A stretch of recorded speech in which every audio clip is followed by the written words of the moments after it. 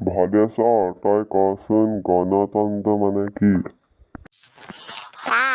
গণতন্ত্ৰ মানে হ'ল যিবোৰ মানুহে টকা পইচা তন্ত্ৰ মন্ত্ৰ কৰি নিজৰ জেপত ভৰাই তাকে গণতন্ত্ৰ বোলে।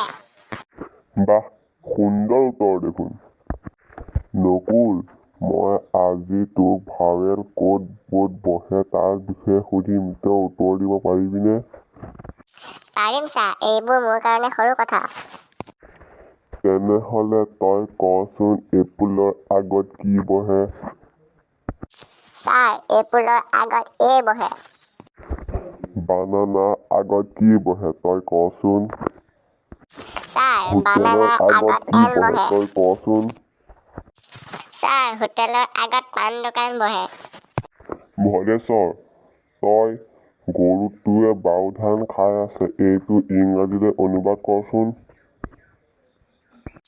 ছাৰ, গৰুটোৱে বাও ধান খাই আছে এইটো ইংৰাজীত হ'ব দিছ ইজ এ কাউ খাই আছে বাও।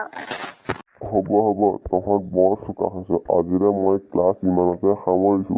কাইলৈ তহঁতে হোমৱৰ্ক কেইটা কৰি আনিবি। হ'ব ছাৰ। আপোনালোকে যদি আমাৰ চেনেলটো চাই ভাল পালে চেনেলটো ছাবস্ক্ৰাইব কৰাৰ লগতে লাইক শ্বেয়াৰ কৰি দিব।